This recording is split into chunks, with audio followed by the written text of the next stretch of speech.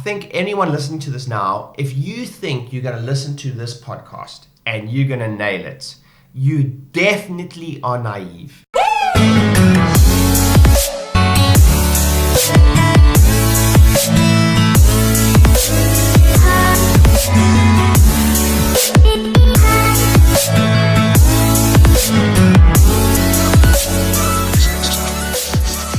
Hey everyone, welcome to the DC Practice Growth Podcast. Today we're going to be talking about what you should be doing at this time of the year. You know, they say there's a time for sowing, there's a time for reaping, there's a time for different seasons in the business. And what I love about this time of year is this time of the year determines how successful we are in 2020. And what a lot of businesses are missing is the opportunity to bed down now. Most people start this stuff in January. It's way too late. We are done. Almost end of November, halfway through December, we've done our annual planning. So I just wanted to run through that today. I've got my managing director of my business, Quinton, here. He's an absolute rock star. I always say, you know, the thing about this podcast is I'm in the game. I'm doing it right now. We're doing it right now. Yep. We have 8 offices turning over £5.25 million every single year, consistently for quite a few years now. Been running offices for over 10 years in some way, shape or form. And today's a really exciting one for me because here's the thing when I see practice owners. So Quinton is involved in many of my businesses, my consulting business, my bricks and mortar business. But one of the biggest things that I see when it comes to, it doesn't matter whether it's a practice, it doesn't matter what type of business it is that people don't think of their business like a business. I truly believe a business is a panacea. People way smarter than me and you, for many, many years, way in front of us, have businesses way more successful than us, run businesses in a certain way, and people just miss that and try and make it up themselves. We say we're the most unoriginal businessmen in the world. Yep. We like to copy, model other successful businesses, and one thing's for certain, successful businesses have quarterly planning meetings and annual planning meetings. So we've just finished our annual planning meetings in quite a few of my businesses. Yes. So tell us why do you think an annual planning meeting? So we do quarterly meetings and then we do an annual planning meeting, which is quite kind of a different structure. I will give you guys some resources for that in a moment. Why do you think it's so important to do something like that? From an annual perspective, it's a chance to look back at the entire year that's passed so you can identify trends, see what's worked, what's not worked, and from that you can plan for the year ahead. It gives you the blueprint for the year, and without that blueprint, you're kind of fumbling in the dark. Yeah. You're not planning correctly for things to grow because that's what you want. Yeah. With that structure in place, you can really grow your business. Yeah, nice. And who's involved typically in an annual planning meeting? Okay. It's our leadership team that's involved. Yeah. So as a visionary, there's an integrator. We've got our finance director or our finance seat, our operations seat, and our marketing seat, and then some of the other people that are involved in smaller bits. Here's so interesting. Whenever I work with practice owners, the minute we start talking about this, so let's be clear, this is not a meeting with the entire team, although it can be depending on the size of your business. This is a meeting with the leadership team. But whenever we start talking like this is the number one thing that happens with a small business. They start thinking that their teams are too small to do this. Now, for context, I have multiple businesses. In one of my businesses, we've only got 2 or 3 full-time team members, and we still did and you were there with us. Yep. We still did the annual planning meeting. Again, this is going to sound, in some way, shape, or form, people try to think too much, or they give themselves too much credit for how smart they are, and we're exactly the opposite. If a credible source tells us to run an annual meeting or a quarterly meeting, I just do it, even if it's done badly. Yeah. To be clear, the key sentence there is even if it's done badly. And one of our keys to running our business is, the worst saying in business is, if you want something done properly, or if you're going to do something, do it. If you're not going to do something properly, don't do it at all. That's the worst saying in business. If you're not going to do something properly, don't do it at all. I'll tell you why that's the worst saying in business, is that if something's important to do, it's important that it gets done, whether it's done badly or not. And some of you watching this right now are going to have shivers up your spine, even with that statement. But I promise you, you're going to have way more progression, understanding that if a fundamental thing has to happen, even if it's done badly, it's important that it gets done. So how long did it take us to get into a rhythm with these quarterlies and things? I I think we're now coming to that 2-year point. Yeah. And it was, at the beginning when we ran it was messy as all hell. Yeah. We were given a broad outline that somebody had facilitated us through. Yeah. And then to apply it ourselves, it wasn't good at the beginning. No. And our rocks weren't great and our prediction wasn't that good, but now we're in that rhythm. We still make mistakes. Yeah. It's still not perfect, but it is so good that we're doing them. You spoke about prediction there. It's one of the keys of leadership, to be able to predict. Yeah. When you first start predicting in your annuals, you start predicting. We're going to run through. I'll run through a bit of a structure with you now. But when we still first started predicting, meaning what are our projections for the next year, for the next quarter, for 3 years, 5 years, 10 years. Yep, you heard that correctly. We do a 10-year prediction exercise. So a lot of you going, how is that even possible? It was tough for us too. So talk a little bit about our prediction ability when we first started this. Horrendous is basically it. Like we thought we knew our numbers in the business, and this is where it really taught us so much. You think you know the numbers, but you really don't. And it's only when you really start breaking it down and you really start tracking and you clean your data that you actually see what's going on, and that allows you to predict better. I'll guarantee you the first time anyone does one of these meetings, and if this doesn't happen to you, you're just not looking at the numbers. You're not looking at enough numbers. Yeah. But the first time you look at the numbers, it's a dog show. Complete. Because you think, this is what we're doing, this is how much we're charging. And when you slowly break it down, you see you're completely off the mark. So your prediction is completely wrong. Or you think you know, and you do, and we're disciplined with looking at weekly numbers in our business. But when you have a bit more time and you allocate 2 days, by the way, an annual traditionally is 2 days. We do get we can get an annual done in a full day, starting very, very early, finishing very, very late.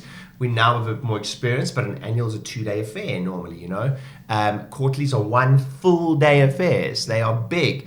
But when you give yourself that much time to really look a lot more granular, if you're not finding a lot of shit in the business, it just means you're not looking. Yeah. And one of the things I love about what we've learned through the process of building multi-million-pound businesses is the concept of, if you're not finding shit in the business, it means that you're not looking. Every business has those challenges, and I remember it's a bit of an ego thing. You want to walk out of a meeting going, there wasn't that much challenges, and this is one of the most powerful sentences I've ever heard. The bigger the issues list, the bigger the list of shit you found, the healthier the business. Absolutely. The healthier business. But that's a weird mind shift because you want to put less things, because we run through an exercise with you at the moment. There's an exercise we do which we pull issues out of, and it's a brain dump, right? If it's in here, it's festering, it's causing you stress. We want to brain dump it onto something, and we've got that everyone can see. And our biggest lesson was when we first starting doing that exercise. There's definitely ego involved. There's definitely not wanting, you think, the less stuff we put on there, the healthier business, but it's the opposite. And then when people really start getting it, you start vomiting out all the possible issues. Most importantly, everyone's hearing it, and we're dumping it on a board. Yep. So the longer the issues list, the better. That's been a bit of a learning curve for us, but also we really embrace it now, and boy, do we search for issues, and boy, are we upfront with finding out issues. So before we get too in depth in the process, what I'm going to do is let's run through a basic agenda. Yep. A basic agenda now of what we do in an annual, and then they'll just give you guys some understanding. Before I do that, I think anyone listening to this now, if you think you're going to listen to this podcast and you're going to nail it, you definitely are naive. And what I mean by that is, this is going to point you in the right direction. It's going to help you a lot. But boy, and even if you do it badly, you're doing it better than 90% of businesses on the planet. But boy, please don't think you're going to do it. So here's some resources for you, right? The Mac Daddy when it comes to structuring a business is a guy by the name of Vern Harnish. Go read all of Vern Harnish's stuff. He wrote a book called Mastering the Rockefeller Habits, and then he wrote an updated, more robust version called Scaling Up. You've got to read them both. One of our biggest influencers also, who's taken a lot of his influences from Vern, by the way, is a guy by the name of Gino Wickman. Go read his book called Traction, and there's a few sister books. There's a simplified version for your team to read. It's very handy. It's a heavy book for a lot of people. So it's very handy for the business owner to read traction, then get your team members to read a book called What the Heck. Yep. It's called What the Heck is EOS, Entrepreneur Operating System. I'm just going to give a shout out to those people because they've helped us all in our business. And then, without a doubt, one of the biggest influences when it comes to structure and business coaching is a guy by the name of Dan Sullivan, also from the Strategic Coach. You need to go and devour their books. One of my biggest mentors in business is a guy by the name of Dan Kennedy. You need to go read all of his books. Now, notice that I haven't said too many practice owner type books. Why? Very few practice owners, I don't care whether you're a chiropractor, dentist, doctor, osteopath, I don't care, have actually scaled into a business. Now, here's the definition of a business: a profit-making enterprise that can work without you. So now before we do this annual, what I want to set context with, if you start looking at your business like this, if you're a business owner, I want you to start thinking of paying yourself as you would an associate, and then taking that out of everything and then work out what your profit margins is. Now you're starting to work out responsible business. Because ultimately, if someone's going to purchase you, that's what they're going to do. They're going to take your turnover and they're going to say, how would we delineate that out of the, de-risk the business if I'm purchasing you? If we consider you as an associate, what is left, that's the true profit margin in your business. That doesn't mean, I know you're going to make a lot more money because your profit margin is so much higher because you are the operator. But as Warren Buffett said, if you do not find a way to make money while you sleep, you'll work till the day you die. And this is one way to start thinking it. All businesses need to start with the end in mind, meaning one day someone's going to want to come along and give you some money for your business. All right? One day. So you've got to start thinking about that now. And you can fight me on this, but I promise you right now, the businesses that do, whether they ever sell or not, have better businesses. It's not about the selling if you ever sell. It's just that straight away, if you take yourself out of the business, pay yourself pretend you're paying yourself as an associate, what would be left as a profit margin? That is going to be the biggest takeaway from this podcast. So let's run through an annual. We get together, we plan it way in advance. We start at 8 a.m. So run through the first structure is, don't forget, everyone's got different lives. The first thing we do is we come together and do a what? Well, first is setting the correct context. Yeah. Making sure that everybody's on the same page so that everybody focuses in on the room. Make sure that everybody understands the rules for the day. Phones out of the room, no distractions. Make sure everybody knows that you're in the meeting so they're not trying to contact you. And then the person leading the meeting just sets those rules out, gets everybody's agreement, and then you can start the day. Key rules. There are 3 key rules. What are they on a day like this? I'll add a few, but there's kind of a couple that are going to set you up for a win. One thing that we always start with is there's only one conversation at a time. Big. So if somebody's speaking and somebody else interrupts, the person running the meeting just needs to control that. And we sucked at this at the beginning. Oh yeah. We still suck at it at times, but that means we've got someone in the meeting holding accountable. So one conversation at a time. One conversation at a time. The other thing is, and we set this as a rule, enjoy being uncomfortable. Yeah. Like we have heated discussions and everybody needs to feel that they're safe in that environment. So just set that context. It's okay to be uncomfortable, enjoy being uncomfortable. And then the third, for me, the biggest rule is stay offline. Yeah, so we have so it's non-essential tech. No essential, like you can have all tech away. So make sure there's no phones, no computers, no everything on the table. Big. We've got a calculator, pen and paper, really. That's how we do it. Yeah, that's big. What's allowed. Big. Context, we were saying the problem's never the problem. So context is set. Then we go into whether it's a weekly meeting or a quarterly meeting, we always do some type of check-in. Yep. A quarterly meeting or weekly meeting or an annual, they all vary a little bit, but we'll just give you a little bit of understanding. From our annual, we run through. So the first thing is everybody writes down separately, and everybody's quiet, is what are the 3 business greats of the year? What are the 3 things that have gone really well in the business? Then what's one personal great or one personal win for the year? And then what's one unexpected win or great? Cool. And of those 3, if we talk about a weekly meeting, we start the same way. We do a check-in. Yeah. And a weekly meeting, we just talk about our personal and professional wins, right? It's just a check-in. Everyone's in different lives, and then you all get together and you're present and you talk about that for a few minutes. But what I love about the annual is that unexpected win. Because what happens in business is we've got goals, we've got things we want to achieve, and then most of the time we achieve them and then we're on to the next. We never stop to actually save the moment. The thing about the unexpected wins is you might say something and then it's like clockwork. Someone else in the meeting goes, oh, do you know how cool it was that we got our booking rate to 70%? You're like, wow, that is awesome. And then somebody else says, remember how cool it is that we now get X amount of new patients from this source. At the beginning of the year, we weren't getting any. You're like, oh man, that's awesome. And then someone goes, yeah, at the beginning of the year, we really said we wanted to make sure X amount of people are on some type of membership. And then you go, oh, we achieved that. Amazing. But it's next. We don't ever savor the moment. That's kind of the nature of the beast. That's also what makes us successful. But we need to it just helps us savor it. So I really enjoy that unexpected. Yeah. Once we've done a check-in, then we move on to... It's a review of the previous year. That's where your scorecards really come into play. Yeah. So you review the scorecards for the entire year. Nice. The first time we did it was a very broad scorecard. Now we're get into finer details. So almost every section brings a little scorecard with them. Someone might be listening to this first time that don't know what a scorecard is. We're going to do loads of work on this. I'll do a whole podcast on just a scorecard. But a scorecard was popularized by Dan Sullivan from the Strategic Coach. And essentially it is... the stories of measuring, there's so many cliches, but it's the truth. We have a saying, whatever you want to improve, you've got to measure. Yep.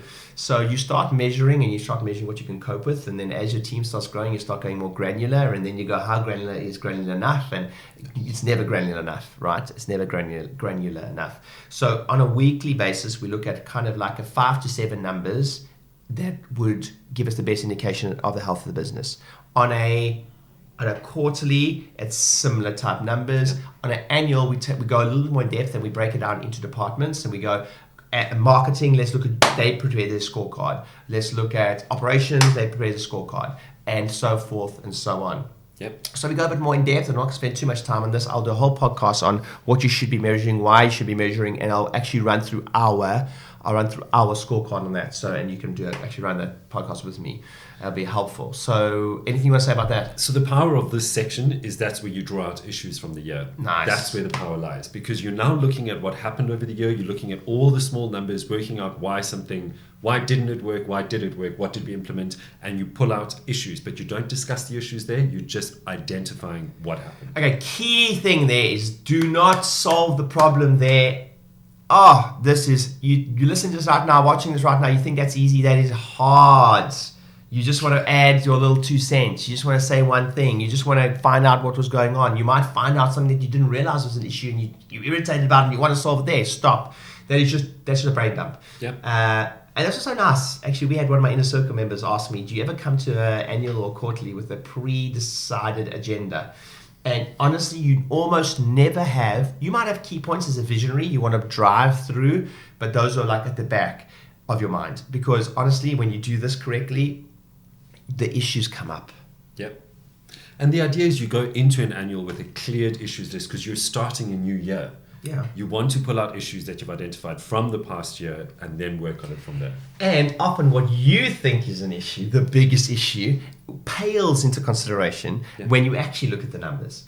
I know this happens to me many times. You go, oh, I think there's an issue. I think we should focus on this. And you look at the numbers, you're like, whoa, actually that issue is only an issue because of that. Yes. So the problem is never the problem. Great. So once we've looked at our scorecard, once we look at our numbers, you are, the person running the meeting anyway, is writing down as many of the things that we speak about. So when we go through a scorecard, that's an issue, that number's an issue, that's something, why is it an issue, etc. We write it down. The whole time we are collating a list. Once we've done our scorecard review, what's next? So just at the end of the scorecard review, you run through the rocks from the previous quarter to see whether they were done or not done. Again, we're looking for a specific completion rate. Around 80% of your rocks have to be done. Then we also grade the quarter and the year. Yeah. So everybody gives their opinion about how they think the year went on a very simple scoring system, A to E. A was exceptional, E was horrendous. Yeah. And everybody just gives what they think or how they think the year went. We get an average score. The reason we do it is then we measure year on year to see where we've done as a team, how we've done as a team. Yeah, I mean, when I wanted to do this podcast quickly, I knew that it would be really tough for me. Every one of these things I'm talking about are a podcast on their own, right? Yeah. So, but we're in December, and I think if all you get from this is just how in depth we go to get the results we do. And I have businesses that I've started from scratch and taken from 0 to 1 million in a short space of time, and etc. New businesses, and we still do the same structure. And the reason I'm pre-framing that is because most people listening to this right now might not know what a rock is. So a rock is, on the previous quarter, we've sat down and we've decided what each of us at the leadership table, the only person that doesn't have to take a rock, if you will, or a big thing they want to achieve in that quarter, is your visionary, okay? And there's a reason for that, which I'll explain at a later stage. But one of our lessons with the rocks is less is more. The less you have, actually, the better, because there's a saying, if everything's important, nothing's important. If you write down 7 rocks, and you get them all done, they were probably to-dos, not rocks. And B, no one ever gets 7 rocks done. No, you can't. we limited down to 3, eh? Yeah. 3. So 3 rocks, previous quarter. What do you think? What most important things. Here's the best way to think of a rock: is if all you got done was that 1, 2, or 3 things, the whole quarter would it be can it still be a record quarter? That's a powerful, if you will, thing to get done in that quarter. So once we've done our scorecard review, we've analyzed our previous rocks. Very important, because we go around the circle. There's a big reason for this, and then you have to say whether your rock was done or not done. No justification allowed. And that creates a real nice, healthy tension in the room. And trust me, after 1 quarter of saying not done many times, you do not want to be that guy that says not done again. No. You hustle like you've never hustled in your entire life to get that thing done before you do it, and which is the power of measuring. Yes, exactly. And the power of measuring. Most people, small businesses, will often say this to me: yes, Ryan, but we did our quarterly meeting or our weekly meeting, and there was no accountability. We went around, and because you're supposed to do this at your weekly meetings too, about the previous week's to-dos. So when you go around the weekly meeting and you go, Quinton, you said last meeting you were going to phone Mary, done or not done, and you say, and then the complaint I get from a lot of my newer business folk is that everyone just goes around the circle and says not done. And then, but here's the key: the reason that is okay in your environment if it's happening is because you're letting people justify. You want them to wallow in the silence. And it's painful. And the room changes, the tension room changes, and that's what you need. So the reason people will do it every single week without giving a hoot really is because they're allowed to do this. If someone asks me, did you phone Mary? If I go, no, but one of the things is I was just about to phone Mary, and I've actually phoned her, and I've left a message, but is it done or not done? Well, done or not done? Not done. Is it an issue? No, I just didn't do it. That's carried over. There we go. Very powerful. See, he didn't let me justify. Like if it's on the to-do list or it's a rock, it's not done, which is at these meetings, which is very powerful. So let's wrap that up. Next. So now we've essentially closed off the year. So we've looked at the year, we've done the review, we know it's done or not done, it's complete or not complete, it's finished. Then forget about the year that's passed, because now you're moving forward. First thing we do then is something called an organizational checkup, or with the team health. We check it. It's like a trust building exercise. Would you describe it as that? Mm-hmm. It is. Yeah. It is. We get a bit personal, and we work on things that, as people in the leadership team, we need to hear or learn to focus on, or things that we need to start doing or stop doing. And it's a safe enough environment to be able to say that to each other. So I think a lot of people will try and gloss over this part because it becomes so uncomfortable. But it really is important to, in that type of environment, to just be honest with each other, and we do certain activities to really push ourselves to say these things. So then we move into an exercise, essentially a trust building exercise. Yeah. And there's variations of that. All trust building exercises are really just finding out more about a person and then verbalizing that so everyone can find out, and then they're on more context understanding of the other person. So you can do like Colby exercises. You can do we do certain exercises. But if you go to another resource, which I'll point you towards, is a fantastic book that everybody should read, and it is Five Dysfunctions of a Team. Yeah. If you go to the back of the book, it gives you a whole list of potential trust building exercises. There is something called a people analyzer, which you take your core values and then you actually, this sounds very, if you will, it sounds very judgmental, if you will, but you take your core values, and then every person gets a chance. The whole leadership team will go and analyze you according to the core values that you set. and they might say this is the analysis. It's either they do it most of the time, they do it none of the time, or they do it some of the time. That's kind of the analysis, right? And we'll go, let's say leader always goes first, and they'll go, Ryan, core value number 1 is whatever, put a plus minus or minus, we go around the circle. Next one is that, and we go around, and then you get that read back to you, and it's a super humbling experience. And if you're watching this now, when you've got a set of core values, it's not that you, as the leader, you're always going to nail it. That's the point. The core values protects you from yourself, and everyone thinks like if you don't have core, you just perform at a higher. Everyone performs at a higher basis when we do that. When we hold each other accountable to core values. If one of our core values is to show up, one of my team members might say, well, you haven't really been showing up as much, or one of my core values in the business is early, prepared, and present. They may be, well, you haven't always been that. Or one of our core values in the business is high energy. Mm-hmm. They'll call us on that, and then we've been called many times by our team members on it. But it's so powerful because the point is, it was a list a whole standard, right? So very powerful process, but the start of having core values. If you don't have core values, you're in trouble with that exercise. We do another exercise called the one thing. One of my favorite exercises, where you ask someone variations of this, but the gist of it is one thing that you go around a circle. Let's say it's Quinton's time, and then we go around the circle and we go one thing he's great at, that's just fantastic. His superpower type thing. Yep. We go around the circle and we write it down, and then the next thing is one thing he should start or stop doing.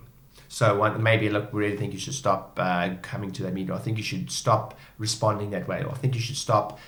Etc. Or I think you should start doing that again that you weren't doing, and it's super to the point, but super powerful. Yeah, people are prepared to say things that often they wouldn't say if you're in another context. And that's all done exactly because of the context. The context has been set, so everybody's safe to say what they need to say. It's really lovely. It's really powerful. Tell us about the white elephant. So this is something that we have. It's like ours has now become a pig.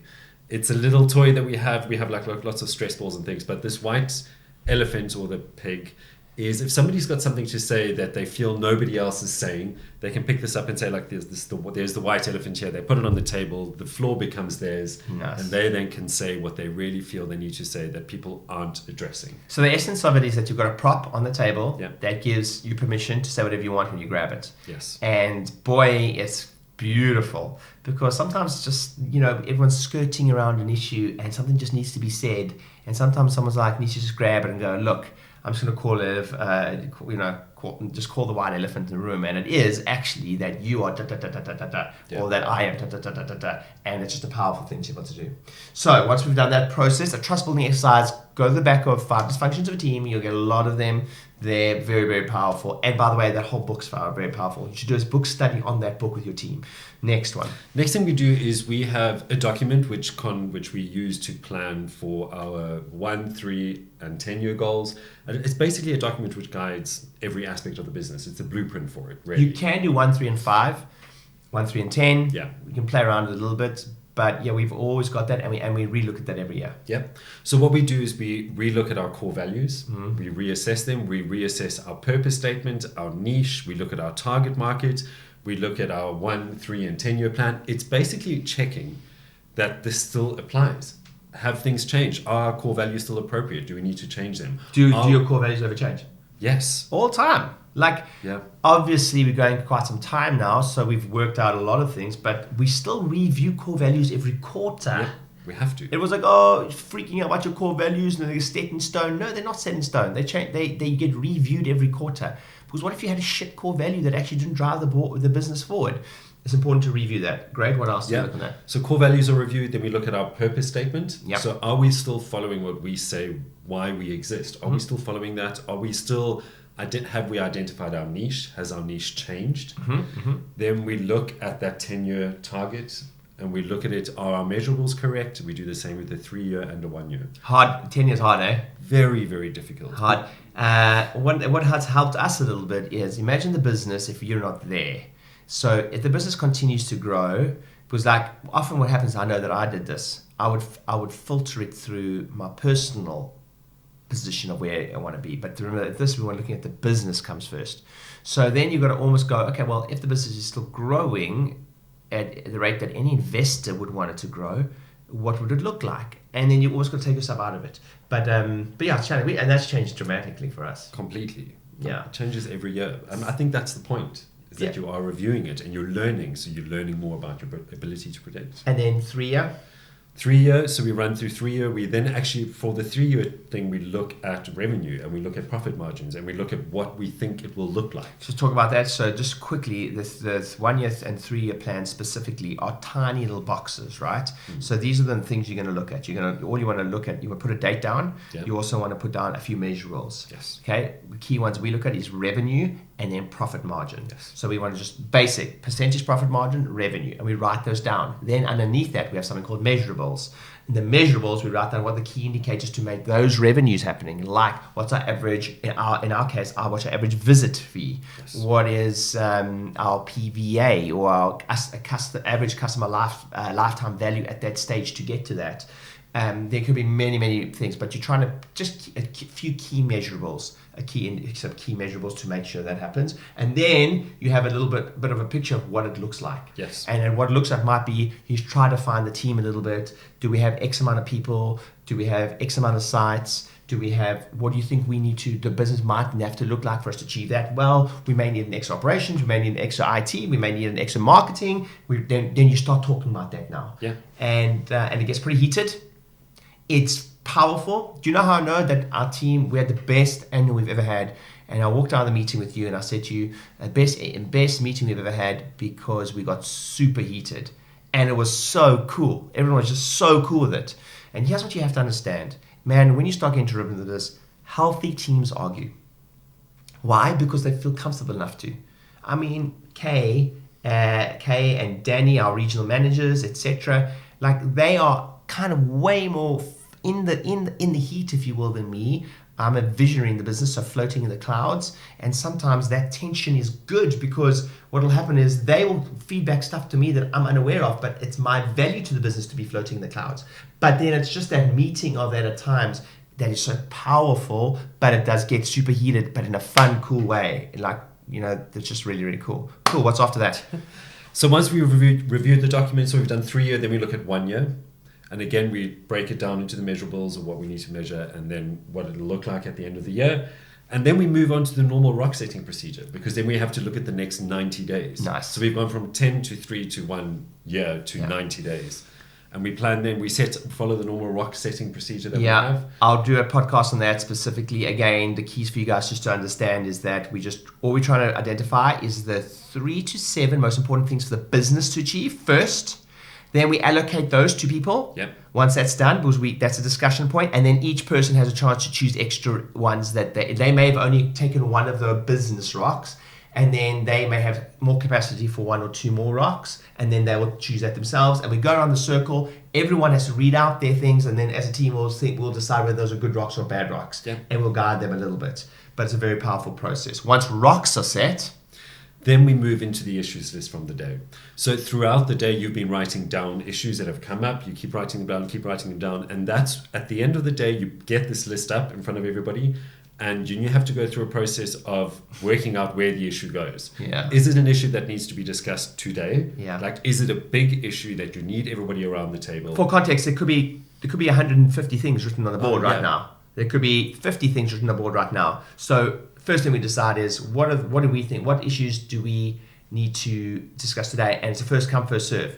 What I mean by this is sometimes it might be your issue that you really need help with from the table, and you're like, I really want to talk about it. And that's good. When you hear people shouting out about wanting to talk about the issues, that's healthy. Yes. And then so we just choose 3. Yeah. And then we keep choosing 3 depending on time. Yes, that's it. I just want to caveat one thing. A lot of people would rate a meeting based on how many issues they get to, and I want to just give you the opposite view of that.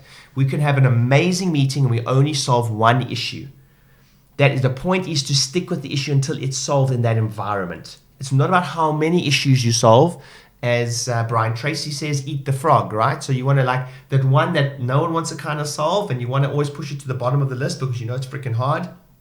That's the one you want to do in that context. I mean, we've done it. We've spent over an hour, a whole meeting on one issue.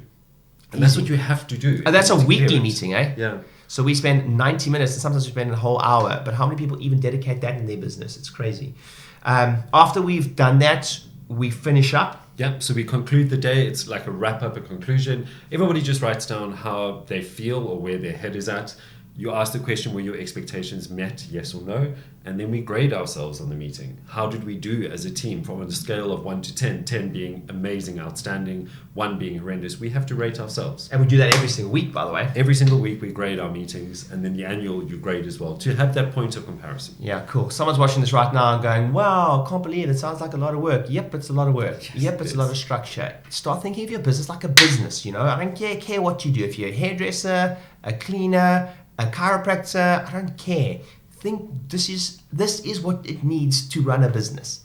And right now, the biggest challenge with high margin industries, chiropractic, physiotherapy, dentistry, etc., is that you make too much margin, meaning you can hack it, you can do it badly, and still make a living. And all that does is actually lead you down the path of mediocrity, because you're making a profit, so why does anything have to change? But the actual running of the business is still running freaking poorly. If I take you out of the business, Mr. Rockstar, Superstar, does the business still function? Is there still a good profit margin? And 9 times out of 10, trust me, I look at a lot of accounts.